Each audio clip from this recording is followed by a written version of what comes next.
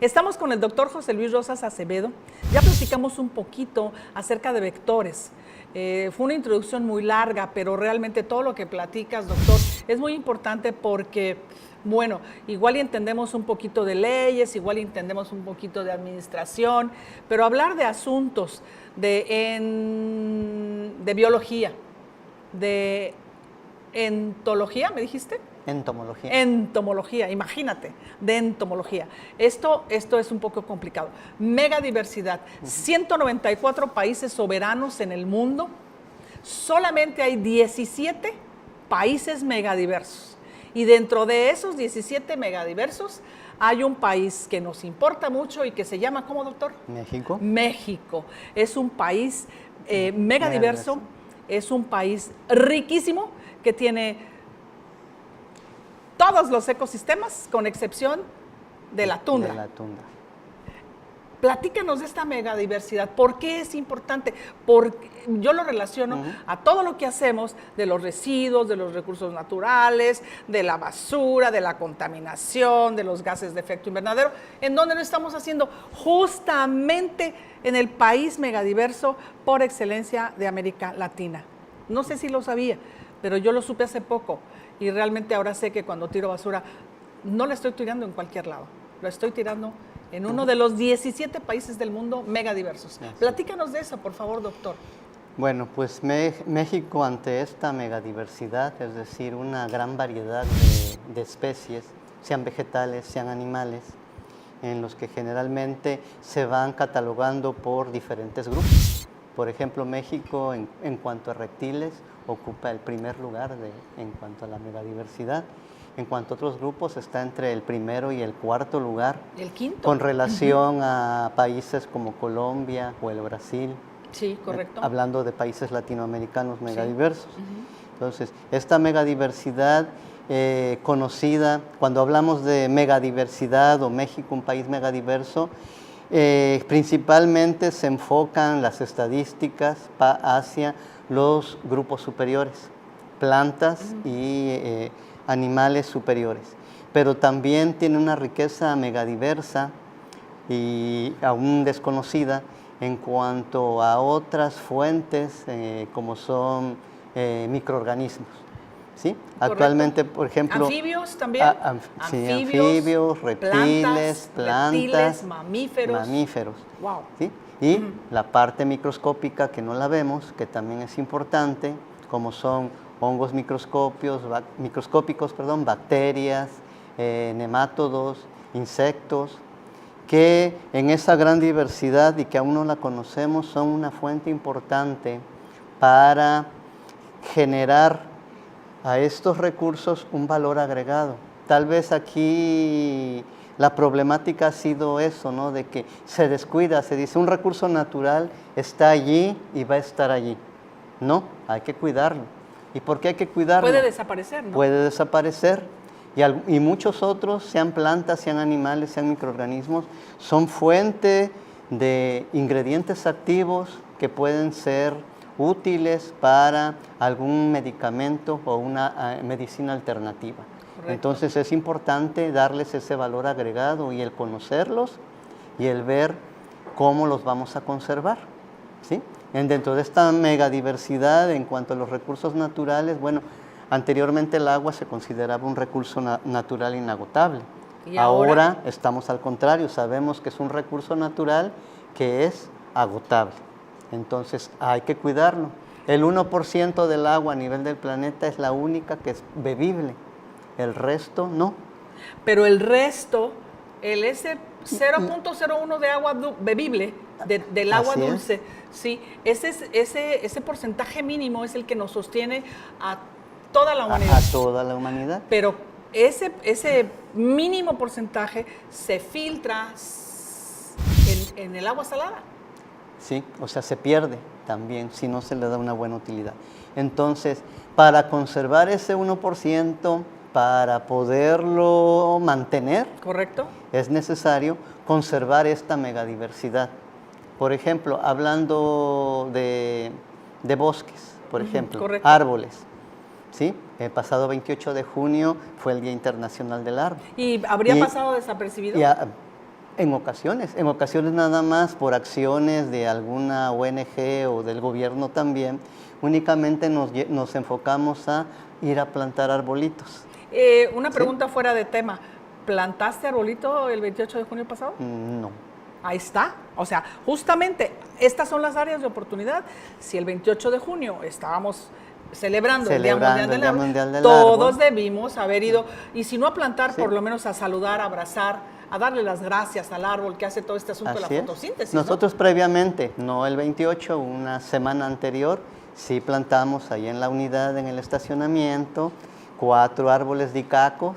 Ah, muy bien, muy bien. Pero no por el Día del Árbol. Pero no por el Día del Árbol. Ah, bueno, entonces hay que procurar que el próximo Entonces año... estamos viendo cómo no somos congruentes con nuestra conciencia ambiental. Entonces nosotros estamos en un centro de posgrado que es ambiental y sabemos en cada una de las áreas lo que está implicando en la destrucción o las medidas para conservar el planeta, pero no estamos actuando tan intensamente como se debería actuar. Entonces tenemos mucha tarea. Eso es parte de la educación ambiental y de tener esa conciencia verde, conciencia para justamente en RTG tenemos conciencia verde. Para poder empezar a dar ese pasito que nos hace falta dar a todos.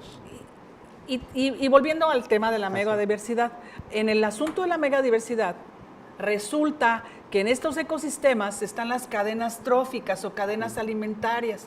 Muchos de mis paisanos pudieran pensar que agotar las iguanas, por ejemplo, las tortugas, no tiene ningún problema, porque, bueno, total, hay muchos reptiles. Sin embargo, nosotros debemos saber, ¿nos platicas algo de cadenas tróficas? Sí. ¿Nos dices algo muy rápidamente? Sí. Bueno, las cadenas tróficas en cuanto a la... Sí se interrumpen, no se interrumpen. A la diversidad se van interrumpiendo de manera natural y cíclica de acuerdo a los procesos evolutivos a lo largo del tiempo geológico. Correcto. En el cual se han venido desarrollando y desarrollando esta megadiversidad. Fue paulatina y lentamente. Actualmente con el mayor depredador, que es el hombre. O sea, tú y yo. Sí, con nuestras actividades cotidianas, también, ¿no? diarias, estamos impactando severamente los ecosistemas y estamos haciendo esa descompensación, que ese equilibrio que se da en la naturaleza lo estamos cortando de tajo.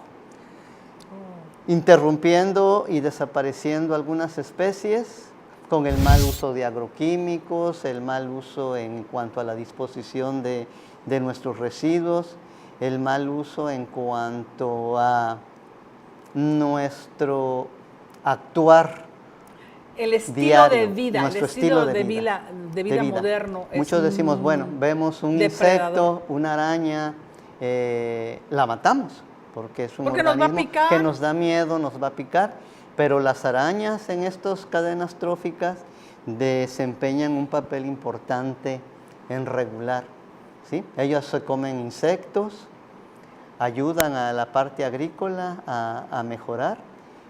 Otros insectos, no nada más las abejas, son polinizadoras. Hay una gran cantidad de pequeños insectos, himenópteros, que es la familia en la cual, el grupo en el cual se catalogan las avispas, las cuales también son importantes en cuanto a los procesos de polinización. Se habla que si desaparece este eslabón de esta cadena trófica, que son las avispas o estos himenópteros que son potenciales en la polinización, el mundo desaparecería, porque todos los vegetales, te iba a hacer esa pregunta, o sea, todos los vegetales, sean naturales, sean introducidos como los sistemas agrícolas, necesitan de los agentes polinizadores para poder seguir generando este intercambio genético y que se sigan adaptando las especies a sobrevivir a las condiciones ambientales que se están generando. Una pregunta. Ya me dijiste, antes de que yo te preguntara que si desaparece un nivel, las avispas, por ejemplo, ¿qué pasa conmigo? Me queda claro que al romperse la cadena trófica se altera todo y estamos nosotros contribuyendo a nuestra propia destrucción. ¿Sí? En el asunto de la megadiversidad, ¿qué consejo tendríamos que darle a nuestros paisanos para efecto de que tengamos en mente, tengamos presente qué significa México? Guerrero, hablando de la megadiversidad, Guerrero juega un papel muy importante en términos de reptiles y en términos de plantas y anfibios. Entonces, ¿qué pasa con nosotros? Unas recomendaciones que tú nos pudieras dar como doctor en ciencias ambientales, pero también como biólogo y también como ser humano. Sí, aquí correlacionándolo con esta conciencia ambiental, tendríamos que tener en cuenta todos que tenemos una gran diversidad como país y como Estado. Entonces, ¿qué necesitamos hacer? ¿Explotar? Conocer que estos recursos naturales nos prestan servicios. Se habla de servicios ecosistémicos. ¿Qué son estos servicios ecosistémicos? Que todos estos recursos naturales son fuente de alimento, fuente de abrigo, fuente de materiales para tener calor, para crear y construir cosas. ¿Sí? Entonces necesitamos primeramente darles el valor que tienen los recursos naturales y estar conscientes que con las acciones en nuestra vida cotidiana como seres consumistas estamos haciendo que se vayan desapareciendo rápidamente. Se desequilibre y se vayan perdiendo rápidamente. Pues estamos a punto de concluir, doctor Rosas. Quiero darte muchas las gracias por haber estado con nosotros en RTG con Conciencia Verde. Vamos a tener que pensar cómo podemos evitar que esa araña nos pique sin necesidad de matarla.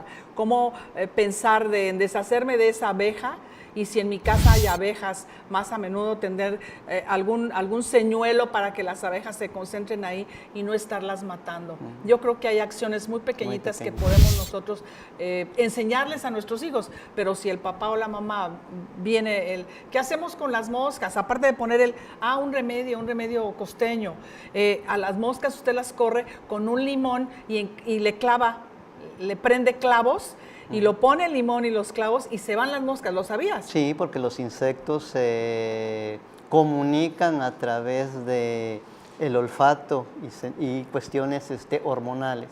Entonces ellos detectan los olores, por eso llegan.